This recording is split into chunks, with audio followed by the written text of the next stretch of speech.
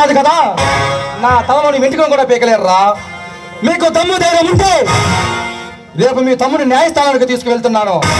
మీకు మేషం రోషం ఉంటే మీరు మీ తల్లి చనిపోలు తాగిన మగాళ్ళైతే నన్ను చట్టబద్ధంగా ఎదుర్కోండి, మీ తమ్ముని రక్షించుకోండి. Out, get out. Kalidas Bhagwan Das Prithvi Premdas ఎందుకు అరెస్ట్ చేశావు?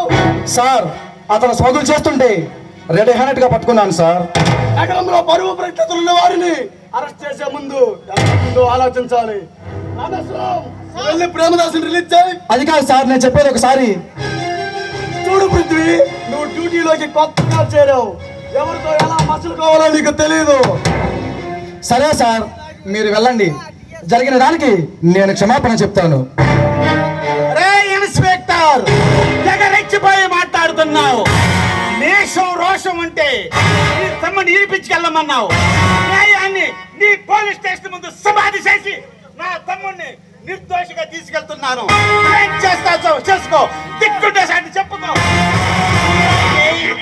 చూడండి, ఈ మధ్య పోలీసులు సినిమాలు చూసి హీరోలు అనుకుంటున్నారు. కొంచెం జాగ్రత్తగా ఉండమని చెప్పు. చూడమ్మా, నీతిని తింటాను నిజాయితీని తాగుతానని శపథాలు చేస్తే పోస్ట్ మార్టం లో యాక్సిడెంట్ అని రిపోర్ట్ తయారు చేస్తారు. మీరు రే పోన్రా, నీచుకమని గుర్తే రాయాలారా. పృథ్వీ ఆగు.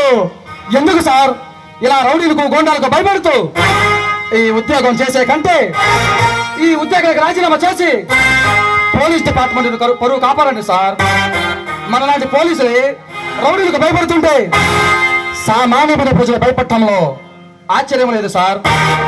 ఇలా పోలీసులు, డాక్టర్లు, లాయర్లు ఇలా పెద్ద పెద్ద వాళ్ళంతా భయపడబట్టే వాళ్ళ అరాచకాలకు, అక్రమాలకు అంతా లేకుండా పోతుంది.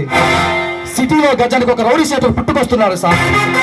సార్, ఈ రోజు మీరు నా నుంచి వాళ్ళని తప్పించవచ్చు, న్యాయం ముందు శాశ్వతంగా తప్పించుకోలేరు సార్.